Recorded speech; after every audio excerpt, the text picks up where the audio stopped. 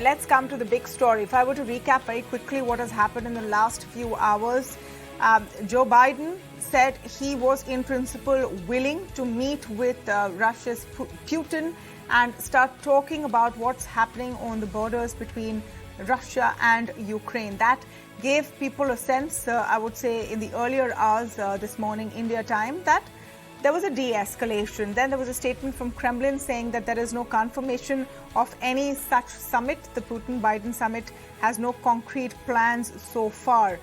Meanwhile, more and more statements coming in from Western leaders where they seem pretty much convinced that Russia is on the verge of beginning an attack on Ukraine. This has definitely kept markets on edge, with the Russian MOEX extending losses to its worst level since 2014, sliding down about 17%. The European markets have also been taking a beating. Now, in the middle of all of this, important to understand what is really going on in this story. To speak on this, I'm joined now by Vishnu Prakash, former ambassador, Sushant Sareen, senior fellow at ORF, Meera Shankar, former ambassador, and Michael Kugelman, deputy director at the Wilson Center. Welcome to all of you, and thank you so much for speaking with us this evening on the India Development Debate. Michael, let me begin by just getting your take over here. Is this a question of differing versions, or do you see it as straight as simple as one side is simply lying?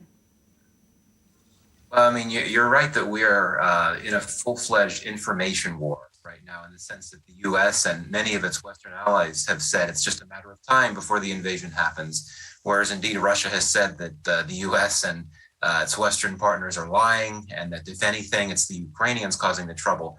Quite frankly, I think it's plain to see that Russia has prepared for an invasion that could come at any moment. It's hard to deny or hide the fact that Russia has done its largest mobilization, its largest military mobilization in many decades. And you can't hide the fact that nearly 200,000 Russian troops are massed along the border.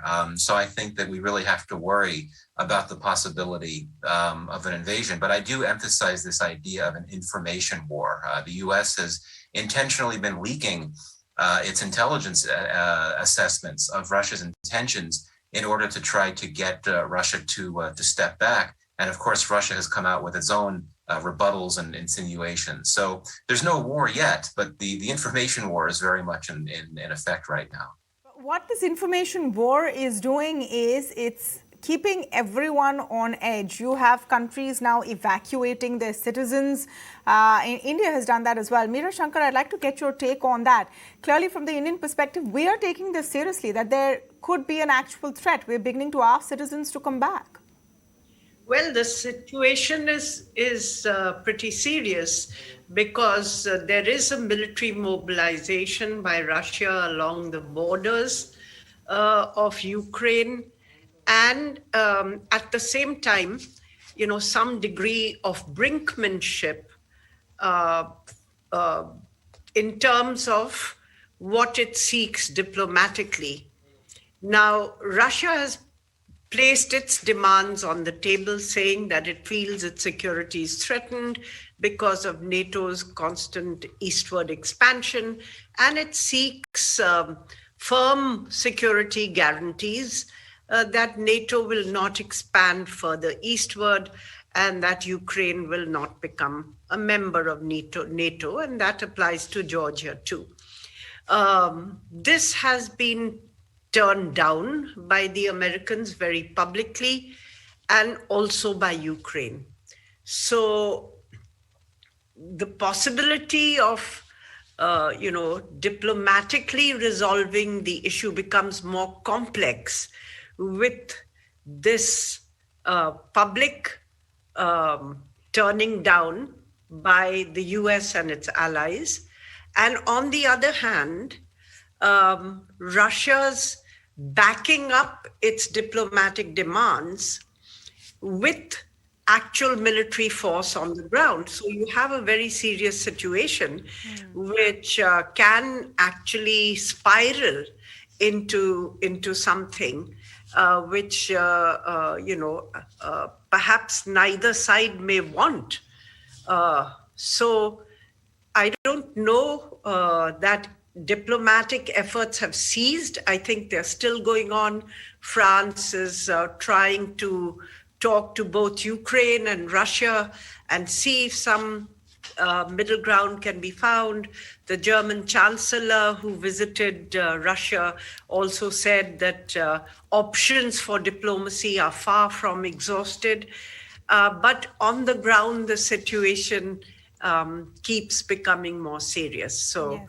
I think that's where we are right now. You know, my question today is for a neutral observer who is not involved in this in any real way, or, you know, for anyone watching this show, all of us who are following this story.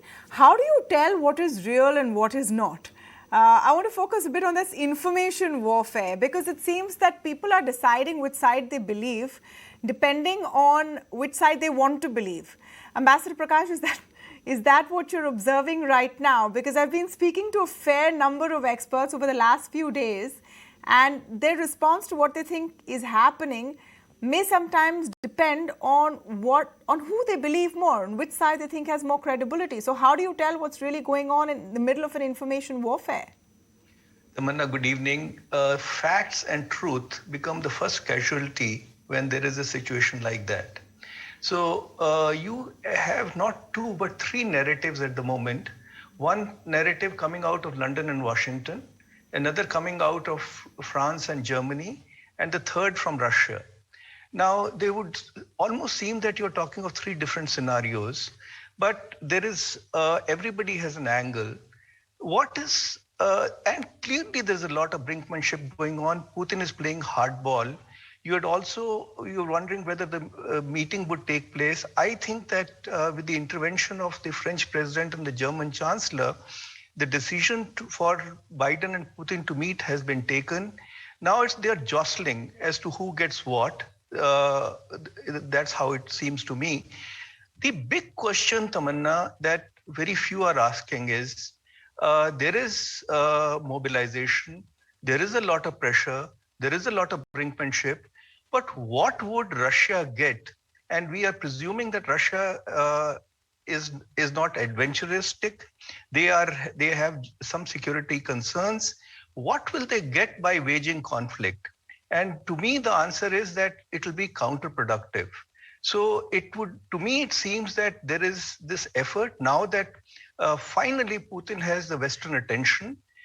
He wants to make sure that, and by the way, I think he is very clear. He knows that the expansion of NATO that has already taken place cannot be rolled back. So he would be taking a maximalist position. But the bottom line for him is that Ukraine should not get absorbed in NATO, and the Ukrainian soil should not be used against Russian interests. Tamanna. So let me come to that point. And Sushant, the basic concerns here, which are on the one side, Russia does not want Ukraine to be a part of NATO. It doesn't want that expansion to continue. The U.S., meanwhile, wants to extend what NATO's perspective is, and is very wary of Russia gaining more territory. Is there a diplomatic solution being worked out to that? Because there seems to be, to the person viewing from outside, to observers like us, that this is just a lot of talk at each other. And it's more about making very serious statements than anything else. Yeah, but isn't that what the game of brinkmanship is all about? So this is hard diplomacy at play. This is old style power politics, fear of influences. You can go back a couple of centuries. You can go back a couple of decades. We are back to that era. And I was telling you this earlier as well. And I agree with what Ambassador Vishnu Prakash is saying.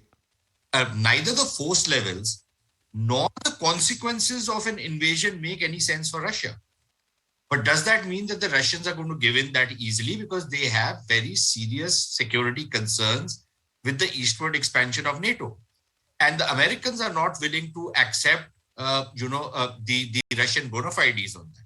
Now, a parallel example, although, these are odious examples. But for example, if the Chinese were to set up a security treaty tomorrow and Mexico was to become a part of it, how would the US react? We've seen how the Americans reacted when, the communists started making inroads into countries like El Salvador or, some of the other Latin American countries. No country wants that kind of a situation on its backyard, and certainly not Russia, which has been pushed against the wall. So there is a Russian perspective. As far as the information war is concerned, the fact of the matter remains that it's not whose story we want to buy. It's whose story we can read. 99% can't read Russian or French or German. So we go after whatever nonsense the New York Times or the Washington Post, whatever fake stories they generate. And because there is a fake news, and we have the example of the Gulf War and subsequent examples where all sorts of lurid stories are published about, the opposing side, and everybody laps it up. Yeah. So I think the problem is of the information war is that. But the other side is that there is very clear evidence of what is happening on the ground, which is Russians are making a show of force. I don't think they can afford to back down, but I also don't think they can afford to get into a conflict, because the consequences of that, both in terms of invading Ukraine, which is not going to be a pushover, and certainly not going to be a pushover if all you have is about 200,000 troops, and you want to occupy the country. We might see some skirmishes along the eastern front. Okay, but so Sushant, you have actually underlined exactly the point I'm making. So your point of view is that you don't want to believe what is appearing in Western media, and you don't think that Russia has the case. Michael, how do you look at this situation, and to the comments made by Sushant and Ambassador Prakash that with 200,000 troops, that is the fact that no one's disputing, right? That there is a massive buildup. So everyone, no matter what they think, agrees that there is a massive buildup. Are they really poised for the kind of full-scale attack that Washington is speaking about, and does it make sense for them to do that? I say the only person that knows what Putin's intentions are is Putin himself. Yeah. There's very few people that know exactly what his plans are, including all of us. But the fact that Russia has done this largest troop mobilization in decades, that to me suggests that, as Russia would see it, backing down now at this moment would be perceived by many in the West and around the world as Russia caving in to pressure from the West, and particularly the U.S. And that is not a perception that Russia wants the world to have. Russia is trying to project a message of strength and defiance and so on. So I think it's hard to imagine at this point in time that Russia would be willing to back down, of course, unless it gets some type of assurance, some type of security assurance. But it's not going to get that. I think we can all agree that its main demand that Ukraine not join NATO ever. NATO is never going to agree to that. And I think that's another reason to believe that this crisis is going to escalate more before it de-escalates. It's good news that Biden has agreed to this summit with Putin next week if there's no invasion. But clearly the messages coming from Moscow today suggest that we're nowhere near a point where Russia will be willing to hold off on anything until we get to that. I think there's perhaps a possibility that Russia could stage some small incursion into Ukraine in the coming days and seize a very small amount of territory and use that as leverage in a potential summit next week between Putin and Biden, in which it could threaten to escalate more if the U.S. does not make concessions and address Russian security concerns. But then again, Biden says if there's any type of incursion, any type of invasion in Ukraine, there will be no summit. He won't participate in the summit next week. So unfortunately, I'm very concerned and skeptical. But again, bottom line is Putin is the only one who knows what Putin is going to do in the coming days. That's true. But now let's also ask the question about what Biden is going to do. Ambassador Shankar, is President Biden looking like he wants to go in for a situation which could quickly escalate? There seems to be a public stance that we will not back down to the Russians. Our sanctions are ready. Though he has said there will be no American boots on the ground. How far do you think Joe Biden's willing to go? Look, quite frankly, to me, the American position appears unreasonable. And if you look at what Henry Kissinger also suggested, and he's a conservative, at the time that the Ukraine crisis first erupted in 2013-14, and that was that, look, Ukraine is in Russia's core security interest. They will be willing to put more resources, deploy more force, and we will never be able to match them because for us, Ukraine doesn't matter that much.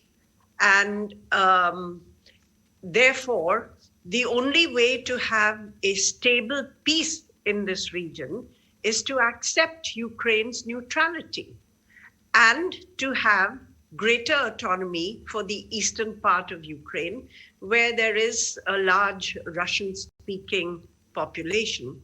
So if you look back at what thoughtful American commentators themselves have said, I think, there could be ways out without necessarily taking such a hard stance and making it a principle that, countries have the right to choose the alliances that they want. Yes, then Russia has the right to put missiles in Cuba because Cuba has the right to choose an alliance with Russia if they like. But then eventually both countries, both Russia and the US, agreed that the US will not put missiles in Turkey and that Russia will not put missiles in Cuba. And that was safer for the world. It led to greater stability in nuclear deterrence and provided a more stable and manageable relationship between the two major nuclear powers. So to me, the American position on legal guarantees, Biden may not be in a position to give because the Congress may not ratify such a treaty. But there could be other ways to work around this. And some of Putin's demands, like rolling back US forces from Eastern Europe, clearly are intended to give him negotiating leverage and bargaining. So I think that there should be a way forward. He's also concerned about the deployment of nuclear missiles in Poland and Romania and missile defense systems. And there's a leaked NATO paper, US NATO paper, which says that the US is prepared to discuss with Russia on deployment of missiles and also to give an assurance that there are no cruise missiles. Yes. In Poland or Romania. Okay, so let me look at this. Let me look at this from our perspective. The key players here, of course, NATO, European nations, Ukraine, Russia, the United States. Let's look at this from the Indian perspective. Good relations with America, very traditional, long-standing relations with Russia. No one wants this to escalate. What should be our stance right now? Ambassador Prakash, let me take that question to you. Should we remain in wait and watch mode? Before I answer that, let me just briefly comment on what Michael had said. I agree with what Michael was saying, except that when you ask about backing down, it would be difficult for Putin to back down or quote unquote back down if he had taken a stance that they are going to invade Ukraine. They have been stating very clearly, whether you accept it or not, that there is no invasion. So there is no loss of face and there is no question of backing down. That is one. Secondly, for India, this is a nightmare. With China breathing down our neck in eastern Ladakh, with the entire LAC alive, now to have a situation where India may be forced to choose is the last thing that we want. We have been rightly emphasizing, I don't think it is neutrality as is being projected or sitting on the fence.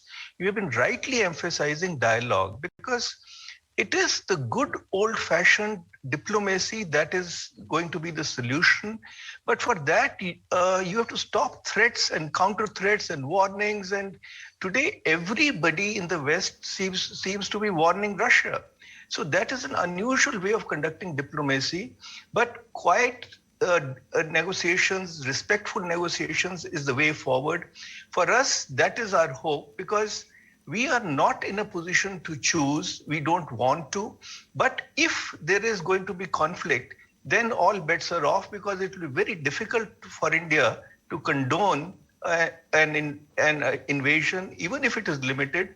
But I would like to believe that that is unlikely. Tamanna. Yeah. Sushant, again, the question from India's perspective, and really what this means for us, even as these two powers seem to be going head to head. Will the rest of the world also just wait and watch? We're just pretty much coming out of a pandemic. This is the next crisis that we really don't need right now.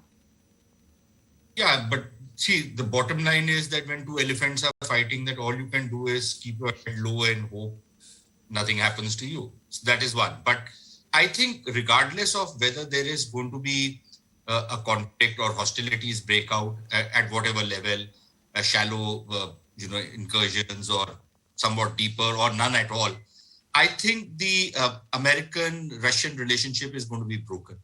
I suspect that the West is going to use its economic leverages on Russia, which creates a worse situation for us, because at one level, how do we then balance our relationship with the West, with our relationship with Russia? But even worse, if the West is going to keep pushing the Russians into the Chinese embrace, I don't know what sense there is in that kind of diplomacy from the American or the Western side. I as an Indian, would certainly be very concerned if I see Russia and China join hands, which is exactly what the Americans are trying to do.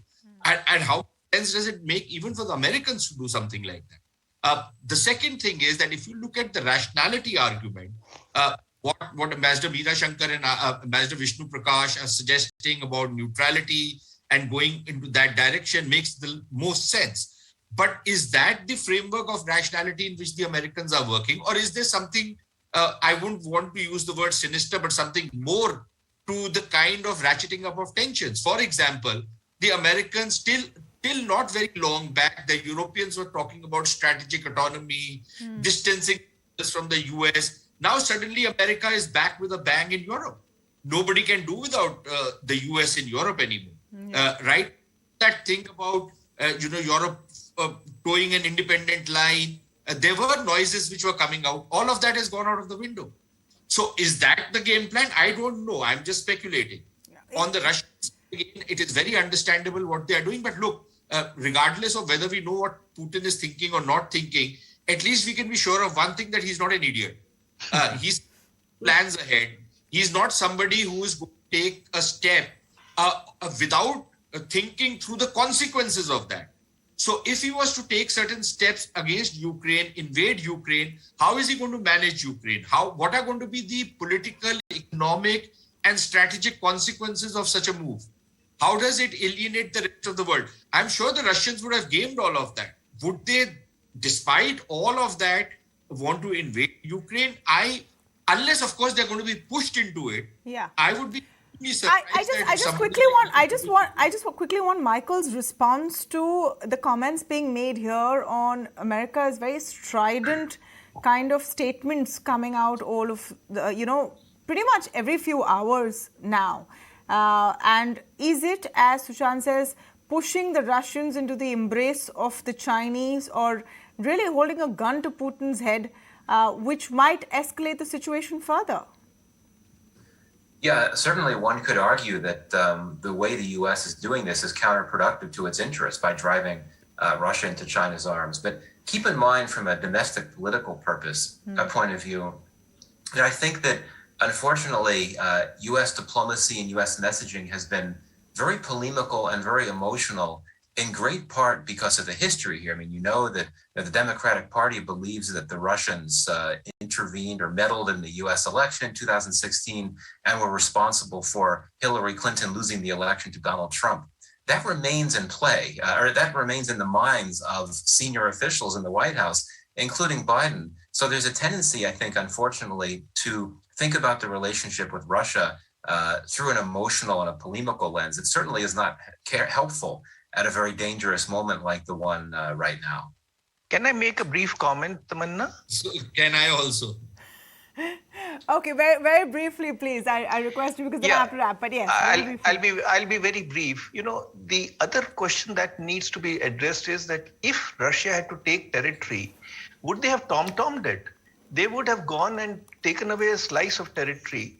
Why would they tom-tom it, have the West pit forces, have them in readiness, and then do it? Again, it is not logical, but logic alone does not dictate geopolitics. Okay, Sushant, very quickly. Just on something Michael said, it seems that America is going the Pakistan way.